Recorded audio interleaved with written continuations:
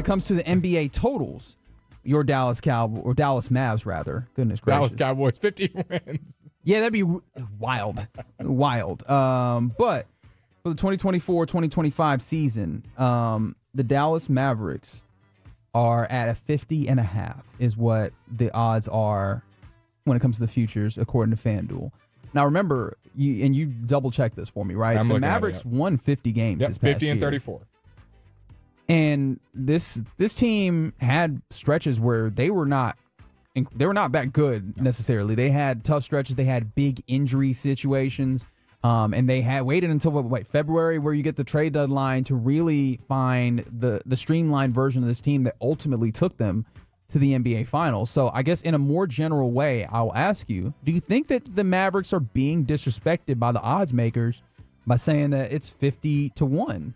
Or sorry, not 50-1. Wow. But 50.5 is the over-under, meaning that they'll be right around that area. I don't think they're being disrespected. I'm looking at all the teams' odds. The Timberwolves are at 52.5. Nuggets are at 52.5. Oklahoma City's at 55. I think when you think of regular season, I think that kind of makes sense. Oklahoma City being this young, fresh team with not a lot of holes in their roster, finishing first. Timberwolves and Nuggets being somewhere tied for second, the other one falling to third.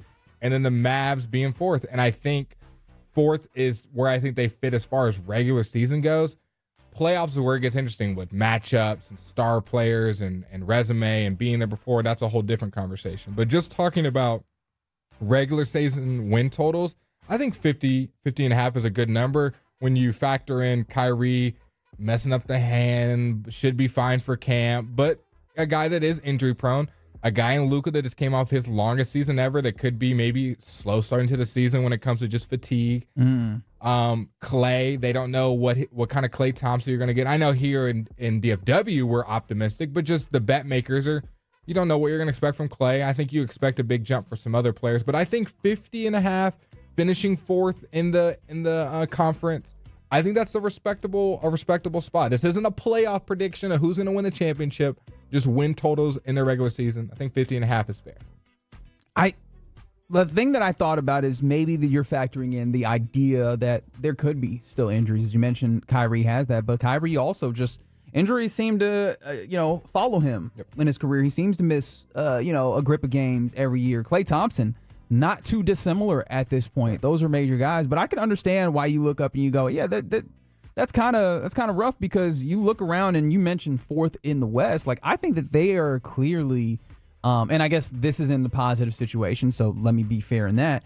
They're clearly top 2, top 3 in the West. Yeah. I think when it comes to winning the championship, yes. But I just think it's regular season. 50 wins is pretty much the benchmark that we talk about when it comes to contenders being a good team. That is a good season, winning 50 wins. It feels like this team is beyond the idea that they're just going to have a good season. Now, there is maybe the possibility that they are turning their eyes away from, we need to win all of these regular season games to we need to get ourselves ready, get ourselves in the tournament, and then try and go win games beyond that. But, yeah, I found that to be interesting, and shout out to Nick Angstadt of Locked On Mavs, because he was the one kind of talking about that drew my attention there. I did want to just kind of switch gears here. Some things that are happening in the wide world of sports, in particular in baseball. First of all, let's bring this back around to what is the worst team in baseball. I was going to say, maybe not any more the worst team, but no, still the worst team, because the Chicago White Sox were on a little bit of a poor run of things. They tied what is the modern record for most losses in a row at 21. But they will not break that record, as last night they were able to get a win against... Well, was it the A's? Oh, no. They were playing the A's. Was it the A's? They lost against they beat the second. Well, here's what it sounded like. This could do it. Out to left field coming in. Benintendi.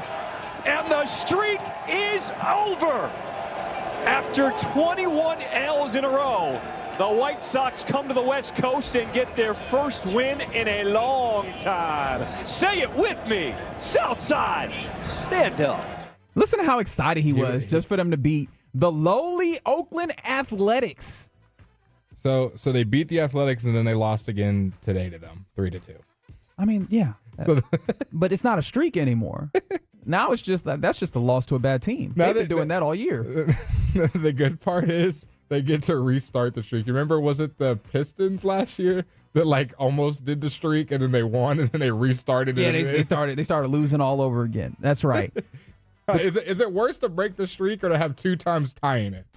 Probably breaking it, right? That's a good question. Then you're in the it's the 2 times tying it in the same season is absolutely worse. 100%.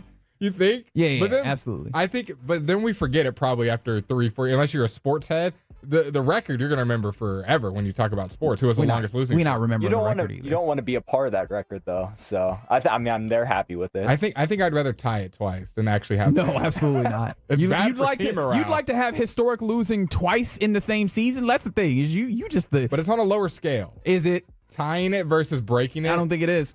I don't think it is. I think that doubling that up is absolutely worse. Blake, I have a quick quiz for you, by the way. We'll switch it up back to the Mavs real quick. They had a plus 1,000 to win the championship. Their odds to win the Southwest Division is plus 105. Blake, can you name the 5 teams in the Southwest Division? Houston, San Antonio, the Mavs, the Pelicans. Yes. Ooh, the last one. You don't know the last one. I want to say the last one's the Rockets. You already mentioned Houston. The Kings? Nope. Okay. They're in the Pacific. He just wanted to play that. I'll give you 2 more before. I was on a good little run. Yeah, you were. The hint is that they're not in the Southwest. Ooh, yeah, I mean, you really could make the argument they should be in the East. Okay, it's I feel like Charles Barkley right now, who he played for. Kind of. No one thinks about the divisions in the NBA. I know all the divisions. Spurs. Did I already say that? You already mentioned the Spurs. Rockets, Pelicans. Yes. Mavericks and Grizzlies. That is correct. Grizzlies. There you go. So that's the Southwest. However, I did want to ask because obviously the Rangers avoided a little bit of history themselves last night when they were able to break up what would have been a no-hitter by Framber Valdez. Shout out to Corey Seager going yard. And so what I kind of want to ask in those situations for your team going bad, or for your team going bad, are you okay? Do you want to see history? Even if it's bad for your team, or are you just like, no, my team needs to get out of this? Because, I mean, for the White Sox fans, like you mentioned, they almost had history themselves. And then for the Rangers, you almost saw a no-hitter, although, again, against your team. Are you in a situation where you're like, I want to see the history, or are you in a situation where you're like, no, we just need to, it can't happen regardless? So I heard this conversation driving in and driving around today, listening to the fan, of course. And I think it was RJ was saying that he was hoping for the no-hitter. Yes, he was. RJ was absolutely hoping for the no-hitter. Once it got past the 7th inning, and I'm kind of on his side. Now, I will say this. There is a caveat. If the Rangers, for example, are playing the Astros or whatever team you're a fan of are playing their rival, I think you don't care at that point. You just want to break the no-hitter. You don't want them to have history over you. But if it's Rangers... Because they're going to bring that back up. Yes, those fans are going to be in your ear chirping. Yes. Got you. If it's Rangers, Marlins... and we're getting no hit and I'm at the game, I'd love to see the no hitter, and I'm okay with it because the Rangers already say they're down like 7-0 at that point. I'd rather just see the no hitter. As long as it's not my team's rival, I would love to see history and be a part of it firsthand, selfishly. But for my team, or whatever team you're rooting for, you would not want it to be against your rival. No, that's a no-go. Okay, I just saw something very odd that I'm not exactly sure how to make work in my brain. David Ortiz, Big Papi, Boston Red Sox legend. His son, David Ortiz Jr., feels like that's obvious, was drafted by the Boston Red Sox, right? Like earlier, or like last month, basically. However, according to David Ortiz's Instagram, David Ortiz Jr. was signed, I guess today, to the Texas Rangers. Okay. Oh, baby. And so I'm like, did the Red Sox just not get a deal done with him? Did they just not sign him after he was drafted, and now he is here with the Texas Rangers? I'm obviously not with the big league club, but with the Texas Rangers organization. Well, there you go. That is a thing that I just saw. Shout out to Sean McFarland of the Dallas Morning News. But David Ortiz Jr., apparently. He's going to save our season. All right. He's going to save it. And then he's going to come and say, this is our bleeping city. That would be amazing. What if he really is the future? We got him. Then we're gonna get Arch Manning in 2 years. Okay. Well, I don't even know what you're doing now. I'm just looking at the You future want Arch of Manning? DFW. You want him to come through and pitch? Is that what you're doing? No, Arch Manning's gonna be the quarterback for the Cowboys in 2 years. So we got Arch for the Cowboys. We got Big Poppy Jr. for the Rangers. We got Would he be Lil Poppy at that point? Lil Pop. Oh, big, yeah. That's a good nickname. Is there any Scottie Pippen Jr. is gonna come save the Mavs? I mean, we can get Bronny on the Mavs. nah. You just want all the juniors? Yeah. Give me Scottie Pippen Jr. I don't even want to delve Give me into that. Carlos Boozer's kid. He's really good. He is good. Let's get those three. Those are the future of the DFW. Okay. I don't know how we got there. Oh, I do know. Yeah, apparently David Ortiz Jr. is part of the Ranger system, according to David Ortiz's Instagram.